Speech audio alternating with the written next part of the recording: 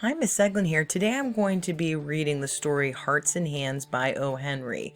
This is our reading model short story, and it is on pages 346 to 350 in the textbook. However, I'm going to be also including these reading focus pop-ups that you will see when you hover over the highlighted text. So the read with a purpose is read this short story to discover what happens when two friends meet on a train and things are not as they appear. At Denver, there was an influx of passengers into the coaches on the eastbound B&M Express. In one coach, there sat a very pretty young woman dressed in elegant taste and surrounded by all the luxurious comforts of an experienced traveler. Among the newcomers were two young men, one of handsome presence with a bold, frank countenance and manner, the other a ruffled, glum-faced person, heavily built and roughly dressed. The two were handcuffed together. As they passed down the aisle of the coach, the only vacant seat offered was a reversed one facing the attractive young woman. Here, the linked couple seated themselves. So the reading focus here is finding the theme. Remember that a story title can be a clue to the theme. Think about what hearts and hands may mean as you read. The young woman's glance fell upon them with a swift disinterest. Then, with a lovely smile brightening her face, and a tender pink tinging her rounded cheek, so she's blushing, she held out a little gray gloved hand. When she spoke, her voice, full, sweet, and deliberate, proclaimed that its owner was accustomed to speak and be heard. "Well, Mr. Easton, if you will make me speak first, I suppose I must. Don't you ever recognize old friends when you meet them in the West?" The younger man roused himself sharply at the sound of her voice, seemed to struggle with a slight embarrassment, which he threw off instantly, and then clasped her fingers with his left hand. "It's Miss Fairchild," he said with a smile. "I'll ask you to excuse the other hand. It's otherwise engaged just at present." So we have a picture here analyzing visuals, viewing, and interpreting. What paragraph of this story on page 346 might this portrait illustrate? He slightly raised his right hand, bound at the wrist by the shining bracelet, meaning handcuffs, to the left one of his companion. The glad look in the girl's eyes slowly changed to a bewildered horror. The glow faded from her cheeks. Her lips parted in a vague, relaxing distress. Easton, with a little laugh, as if amused, was about to speak again when the other forestalled him. So this is cause and effect. Writers use cause and effect to develop a plot. The cause is an event that makes something happen. The coach is full, so the two men sit opposite the young woman. Read on to learn the effect, what may happen as a result. You may recognize more than one effect or a casual chain of relationships. Watch for both. Okay, then this little footnote here, forestalled, prevented. So Mr. Easton was about to speak and the other guy is going to start talking. The glum-faced man had been watching the girl's countenance or face with veiled glances from his keen, shrewd eyes. "You'll excuse me for speaking, miss, but I see you're acquainted with Marshall here. If you'll ask him to speak a word for me when we get to the pen, he'll do it. And he'll make things easier for me there. He's taken me to Leavenworth Prison. It's 7 years for counterfeiting." So when he says pen, he means penitentiary or jail or prison. And Leavenworth would be a federal prison. So counterfeiting would be when you're making fake money and passing it off as real money. "Oh," said the girl. Oh, and let's go to this making predictions here. Read this passage for details that can help you make a prediction or an educated guess about what will happen in the story. Make a prediction about Easton's connection to the girl and his relationship to the man.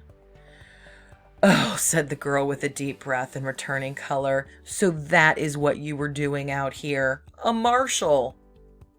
My dear Miss Fairchild, said Eastland calmly, I had to do something. Money has a way of taking wings unto itself.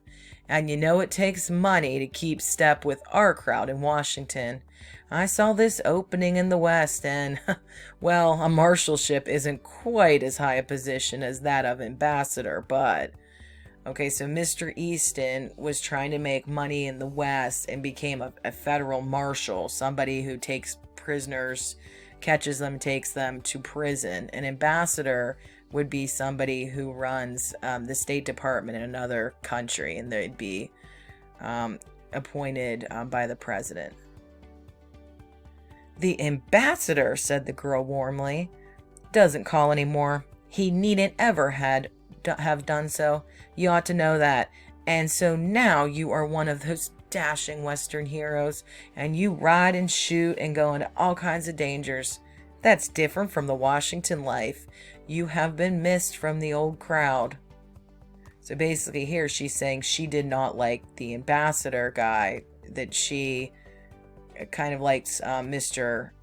Easton here. The girl's eyes, fascinated, went back, widening a little to rest upon the glittering handcuffs. Don't worry about them, miss, said the other man. All marshals handcuff themselves to their prisoners to keep them from getting away. Mr. Easton knows his business. Finding the theme. Watch for significant passages that may be clues to the theme. After you finish the story, reread the 2 highlighted passages in which the glum-faced man speaks to the girl. Think about what the man is doing and what the writer might be revealing through the man's words. Will we see you again soon in Washington? Asked the girl.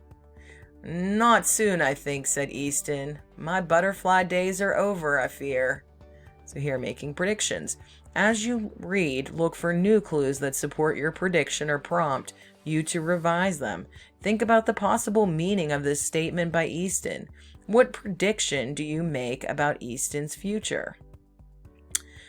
I love the West, said the girl irrelevantly. And that just means, really, it doesn't, without relation to the subject at hand. Her eyes were shining softly. She looked away out the car window. She began to speak truly and simply, without the gloss of style and manner. Mom and I spent the summer in Denver. She went home a week ago because Father was slightly ill. I could live and be happy in the West. I think the air here agrees with me. Money isn't everything, but people always misunderstand things and remain stupid. Say, Mr. Marshall, growled the glum-faced man, this isn't quite fair. Haven't had a smoke all day. Haven't you talked long enough? Take me to the smoker now, won't you? I'm half dead for a pipe. The bound travelers rose to their feet, Easton with the same slow smile on his face. I can't deny a petition for tobacco, he said lightly. It's the one friend of the unfortunate. Goodbye, Miss Fairchild. Duty calls, you know. He held out his hand for a farewell. It's too bad you are not going east, she said, reclothing herself with manner and style. But you must go to Leavenworth, I suppose. Yes, said Mr. Easton. I must go on to Leavenworth. The 2 men sidled down the aisle into the smoker. The 2 passengers in a seat nearby had heard most of the conversation. Said one of them, That marshal's a good sort of chap. Some of these Western fellas are all right. Pretty young to hold an office like that, isn't he? Asked the other. Young? Exclaimed the first speaker. Why? Oh, didn't you catch on? Say, did you ever know an officer to handcuff a prisoner to his right hand? Literary focus. Theme. Notice what the passenger concludes about the marshal. Remember that significant statements can help point to a theme. Read with a purpose. What do you now understand about appearance versus reality? So if you don't understand the ending, go back and reread the section. Okay, one that would help is when Mr. Easton, well, there's a couple clues here, but one is when, right here,